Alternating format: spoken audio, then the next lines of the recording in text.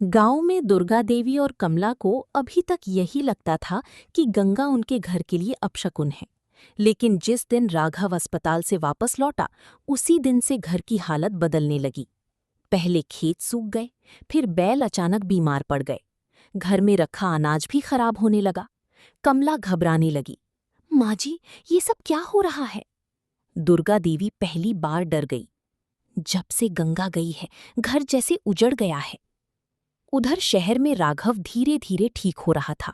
वो हर पल गंगा को देखता और पछतावे में डूब जाता। एक रात उसने गंगा का हाथ पकड़ लिया। मुझे माफ कर दो गंगा, मैं कभी तुम्हारे साथ खड़ा नहीं हुआ। गंगा की आंखें भर आईं। पति का साथ ही पत्नी की सबसे बड़ी ताकत होता है राघव, लेकिन आपने कभी मेरा दर्द समझा ही नहीं। राघव रो पड़ा। उसने उसी समय फैसला कर लिया कि अब वो गंगा को कभी अकेला नहीं छोड़ेगा। कुछ दिनों बाद डॉक्टर ने राघव को छुट्टी दे दी, लेकिन घर लौटने से पहले गंगा फिर बाबा जगन्नाथ की मंदिर गई। वो मंदिर की सीढ़ियों पर बैठकर रोने लगी। हे बाबा, अगर मैंने किसी का बुरा नहीं किया तो मेरे घर में भी एक दिन प्रेम लौटा देना। तभी वही बूढ़े संत फिर उसके सामने आए।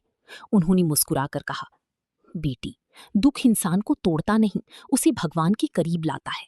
तेरी परीक्षा अब खत्म होने वाली है। गंगा ने उनके चरण छू लिए। जब राघव और गंगा गांव लौटे तो गांव वाले उन्हें देखकर हैरान रह गए।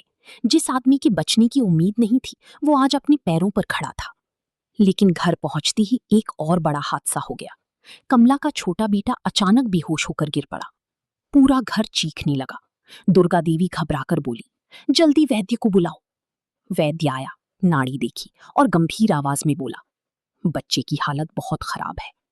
कमला फूट फूट कर रोने लगी, मेरी बेटी को बचा लो। उसी समय बच्ची ने धीमी आवाज में कहा, चाची। सबकी नजर गंगा पर गई। गंगा दौड़कर बच्चे के पास बैठ गई।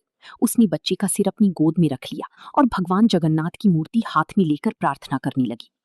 पूरा घर सन्नाटा होकर उसे देखने लगा। कुछ ही देर बाद बच्चे की सांस सामान्य होने लगी। वैद्य हैरान रह गया, ये तो चमत्कार है। कमला रोती हुई गंगा के पैरों में गिर पड़ी। मुझे माफ कर दो गंगा, मैंने तुझे बहुत दुख दिए। दुर्गा देवी की आंखों से भी आंसू बहने लगे। वो कांपती आवाज में बोली, बेटी, मैंने तुझे हमेशा मनहूस कहा, लेकिन तू तो इस घर की लक्ष्मी निकली। गंगा की आंखें भर आईं। माँ जी, बहू कभी घर उजाड़ना नहीं चाहती, उसे तो बस थोड़ा सा प्यार चाहिए। दुर्गा देवी फूट फूट कर रोने लगी। उस दिन पहली बार उसने गंगा को बहू नहीं, बेटी कहकर गले लगाया। पूरा गांव ये दृश्य देखकर रो पड़ा। धीरे धीरे घर की हालत सुधरने लगी। खेतों में हरियाली लौट आई। राघव ने गांव में ही छोटा सा काम शुरू किया। अब वो हर फैसले में गंगा की राय लेता। एक दिन गांव में फिर भगवान जगन्नाथ की रथ यात्रा निकली। इस बार सबसे आगे गंगा चल रही थी। वही लोग जो कभी उसे मनहूस कहते थे, आज उसके पैर छू रहे थे।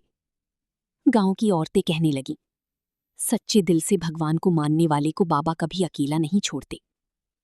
रथ यात्रा के बीच अचानक गंगा की नजर भीड़ में खड़े एक बूढ़े साधु पर पड़ी। वही साधु जिसने बारिश वाली रात उसके घर में रोटी खाई थी।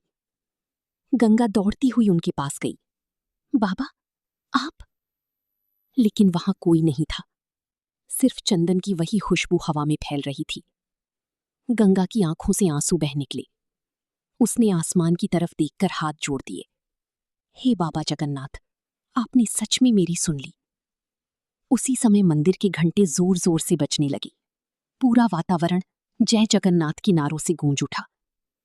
गंगा मुस्कुराई, क्योंकि आज उसे समझ आ गया था कि इंसान चाहे पूरी दुनिया से हार जाए, लेकिन अगर बाबा जगन्नाथ का हाथ उसके सिर पर हो तो किस्मत बदलती देर नहीं लगती। और उस दिन के बाद गांव में जब भी किसी दुखी बहू की बात होती, लोग गंगा की कहानी जरूर सुनाते। कहते हैं, सच्ची मन से पुकारो तो बाबा जगन्नाथ किसी न किसी रूप में जरूर आते हैं और टूटे हुए इंसान की जिंदगी फिर से रोशनी से भर देते हैं। अगर आपको ये कहानी अच्छी लगी हो तो प्लीज़ इसे लाइक करके हमारा हौसला बढ़ाइए। और हाँ, ऐसे ही और कहानियाँ सुनने के लिए चैनल को सब्सक्राइब करना मत भूलिएगा। घंटी दबाइए ताकि अगली कहानी सीधे आप तक पहुँचे। तो मिलते हैं अगली कहानी में। धन्यवाद।